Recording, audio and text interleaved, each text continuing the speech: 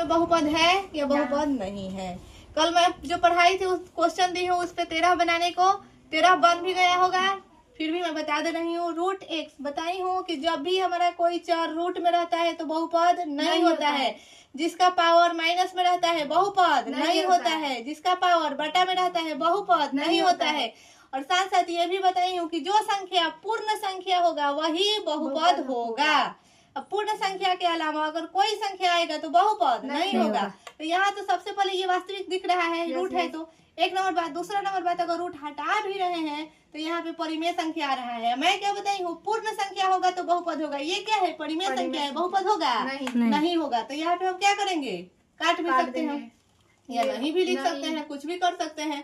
तो नहीं लिखना है तो नहीं लिख दो, और काटना है तो काट दो, कोई दिक्कत नहीं है, तुम्हारा मन का मर्जी है। तो मैं सिर्फ क्या कर रही हूँ, काट दे रही हूँ कि बहुपद नहीं है। अब बोल रहा है कि 1/x बहुपद है कि नहीं है। तो मैं बताई हूँ कि 1/x इसका पावर अगर बटा में रहेगा तो नहीं होगा, एक नंबर बात। दूसरा नंबर बात ये भी बताई हूँ कि इसका बटा हटाएंगे तो माइनस में एक जाएगा, और माइनस पूर्ण संख्या है नहीं है ना, तो इसलिए हमारा बहुपद नहीं है, यहाँ पे नहीं है।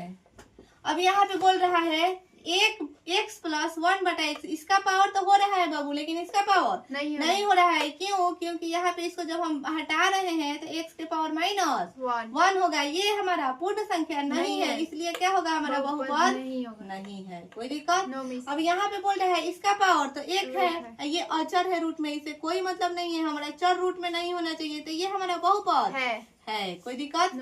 अब यहाँ पे तो ये तो दिख ही रहा है, सब क्या है, पावर है, यहाँ कोई माइनस में नहीं है, सब पूर्ण संख्या है, तो ये बहुपद है। अगला क्वेश्चन बोल रहा है यहाँ पे, फिर यहाँ पे आ गया बटा में, एक नंबर बात। दूसरा नंबर बात, अगर इस पे का हम हटा भी है रूट तो परिमेय संख्या आएगा, तो ये भी हमारा बहुपद नहीं है। सबसे अच्छा ट्रिक की, बटा में आ गया तो बहुपद नहीं है।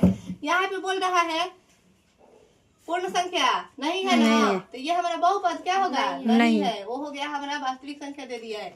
ये पावर बटा में है, परिमेय संख्या है। मैं बोली हूँ कि जब पूर्ण संख्या होगा तभी क्या होगा, बहुपद होगा। ये परिमेय संख्या है, बहुपद नहीं होगा, तो क्या लिख देंगे, नहीं लिख देंगे।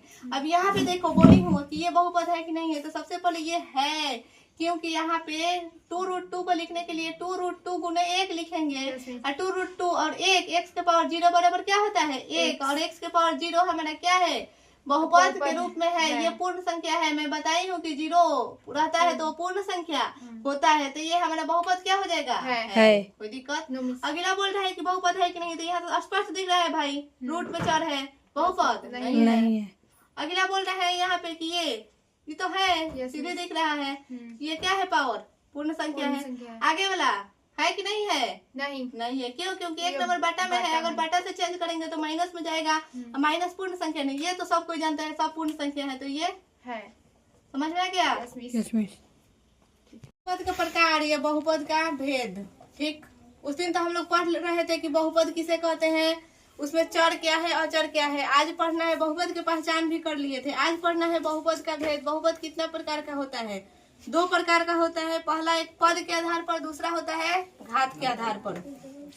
अब पद के आधार पर वाला बहुपद पढ़ेंगे कि पद के आधार पर बहुपद कितना होता है। सबसे पहले एक पदी, उसके बाद होता है द्विपदी, त्रिपदी, चतुर्थपदी, शून्यपदी, अचरपदी।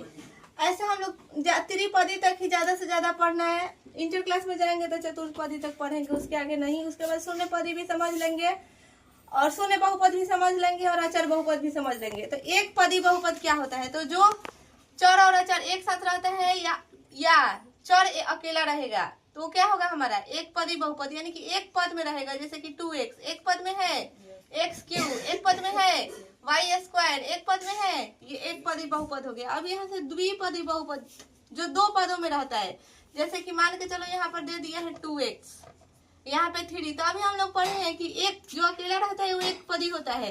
तो यहाँ पे हो गया 2x अकेला एक पद, एक है मिल गया 3, एक का एक मिल के 2 हुआ, ये कई पदी बहुपद हो गया, द्विपदी बहुपद हो गया।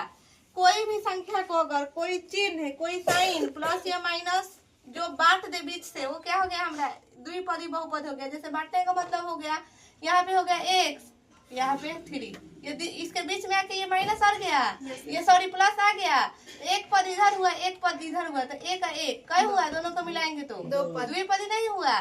उसी प्रकार तो यहाँ पे भी एक्स स्क्वायर 1 2 द्विपदी हुआ, 1 2 ये द्विपदी हुआ। हम लोग पहचान गए कि द्विपदी बहुपद का है जिसमें 2 पद होता है वो द्विपदी होता है।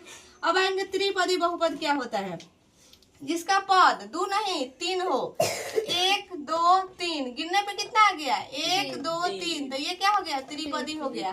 1 2 3 ये क्या हो गया त्रिपदी हो गया। अब आओ चतुर्थपदी जिसका 4 पद हो, 1 2 3 4 ये क्या हो गया चतुर्थपदी। उसके बाद शून्य बहुपद क्या होता है, तो जिस चर के साथ 0 से गुना कर दिया जाता है वही हमारा शून्य बहुपद हो जाता है। यानी कि 0.x के पावर 4, 0.y के स्क्वायर, 0.x सबको गुना करेंगे तो क्या बनेगा 0 बनेगा, इसलिए ये क्या है शून्य बहुपद है। अचर बहुपद, अचर बहुपद उसे कहते हैं जो संख्या वास्तविक संख्या हो। वास्तविक संख्या मैं बताई हूँ तुम सबको, वास्तविक संख्या हो वो हमारा क्या है अचर बहुपद है। जैसे कि जिसमें ABCD का कोई भी लेटर नहीं लगा रहे, सिर्फ अकेले क्या रहे नंबर रहे, यानी कि संख्या रहे 1 √2 √3, ये सब हमारा अचर बहुपद हो गया। समझ में आ गया। पद के आधार पर बहुपद होता है, एक पदी बहुपद, द्विपदी बहुपद, त्रिपदी बहुपद, चतुष्पदी बहुपद, शून्य बहुपद, अचर बहुपद। जिसका एक पद हो एक पदी बहुपद, जिसमें 2 पद हो वो द्विपदी बहुपद, जिसमें 3 पद हो त्रिपदी बहुपद, जिसमें 4 पद हो चतुर्थ पदी बहुपद, शून्य बहुपद जिसके साथ शून्य से गुना हो क्या हो गया शून्य बहुपद। अचर बहुपद यानी जितना वास्तविक संख्या है वो हमारा अचर बहुपद। क्लियर। घात पद के आधार पे हम लोग पढ़ लिए हैं, अब घात के आधार पे पढ़ना है। घात के आधार पर बहुपद कितना होता है, अब हम लोग को ज्यादा से ज्यादा चतुर्थ घात तक ही पढ़ना है, उससे ज्यादा नहीं पढ़ना है। सबसे पहले पढ़ेंगे बहुपद, ठीक। उसके बाद द्विघाती बहुपद, उसके बाद त्रिघाती बहुपद, उसके बाद चतुर्थ घाती बहुपद। एक घाती उसमें पद से मतलब था, इसमें पद से नहीं घात से मतलब रहेगा, ठीक। जिसका घात यानी जिसका पावर 1 हो जाएगा वो क्या होगा एक घाती बहुपद। इसका पावर 1 है, एक घाती बहुपद। अब पद क्या देखा जाए तो पद कितना है 1 और 2, तो ये पद है, लेकिन हम लोग को पद से मतलब नहीं है, किस चीज से मतलब है घात से। तो इसका घात देख के बताएंगे कि ये कौन बहुपद है। इसका पावर 1 है, एक घाती बहुपद। इसका पावर 1 है, एक घाती बहुपद।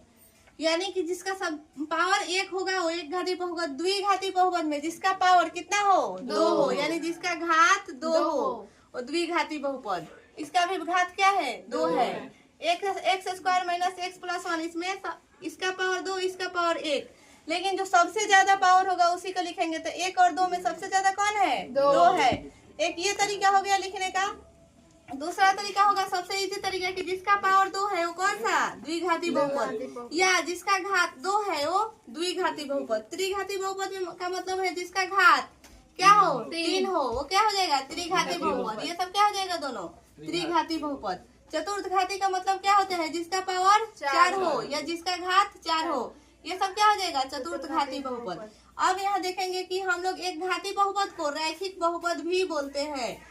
अब हर जगह एक घाती बहुपद नहीं देता है, कहीं कहीं रैखिक बहुपद भी दे देता है। अक्सर क्वेश्चन में हम लोग को रैखिक बहुपद पहचानने को ही देता है, एक घाती बहुपद बहुत कम देता है। तो इसको जान के रखेंगे कि एक घाती बहुपद को ही रैखिक बहुपद कहते हैं और रैखिक बहुपद को ही एक घाती बहुपद कहते हैं। अब पहचान लेगा सब। Yes miss.